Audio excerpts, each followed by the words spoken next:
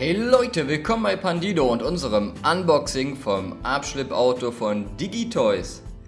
Genauer gesagt handelt es sich um einen Air Pump Car Transporter von Digitoys, aber es ist im Endeffekt nur ein Abschleppauto. Und ich möchte dazu sagen, es ist ein unglaublich großes Abschleppauto. Also schaut euch das mal bitte an, das hat beinahe Originalgröße. Das ist wirklich das größte Spielzeug, was ich zumindest bisher gesehen habe. Also ich bin sehr gespannt, was das alles kann. Hier sehen wir schon ein paar kleine Ausschnitte, was es alles kann. Es ist auf jeden Fall wieder luftgesteuert. Wir können also die Rampe hoch und runter pumpen und auch mit einem anderen Hebel wieder runterlassen. Und das schauen wir uns gleich an. Also doch zuerst mal reißen wir das Paket auf, nämlich zweimal ein bisschen Klebestreifen aufschneiden, dann hinten auf und dann sollte er auch schon rauskommen, hoffe ich zumindest. So, also mal ziehen hier. Ja, es hängt. Wo hängt es? Komm schon, ich will mit dir spielen. Komm raus. Abschleppauto, komm.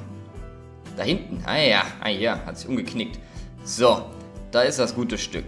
Passt kaum aufs Bild, so groß ist das. Unglaublich. Da ist es also. Das hier ist der blaue Flitzer, der abgeschleppt wird oder den wir abschleppen können. Und da hier vorne der Knopf hier oben, ihr seht schon, das ist der Knopf zum Pumpen. Da wird dann quasi mit Luft gearbeitet und dadurch geht hinten die Rampe hoch. Das hier ist die zweite untere Rampe, damit das Auto später auch natürlich runterfahren kann oder auch hoch. Und dann gibt es hier noch einen Knopf. Achso, hier kann man natürlich auch erstmal das Auto lösen. Das ist natürlich noch ein einzelnes Spielzeug für sich. Also sehr, sehr gut gemacht, finde ich. Hat man direkt zwei in einem.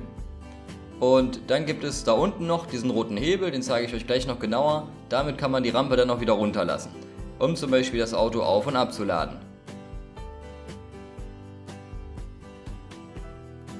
So, jetzt die Rampe unten. Wir pumpen und pumpen und pumpen. Dann geht die Rampe hoch.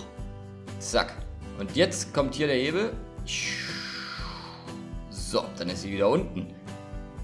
Fantastisch. So, ich zeige euch das nochmal genauer. Also hier pumpen, pumpen, pumpen. Die Rampe geht hoch. Und hier unten dieser kleine orangene Hebel. Einfach nach unten drücken, dann geht sie wieder runter.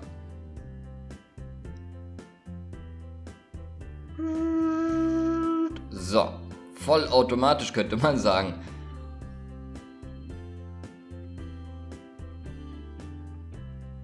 So, hier hinten könnt ihr also diese Klappe einfach abstecken und dann habt ihr ein Doppelklappensystem, damit das Auto hier auch ordentlich hochfahren kann.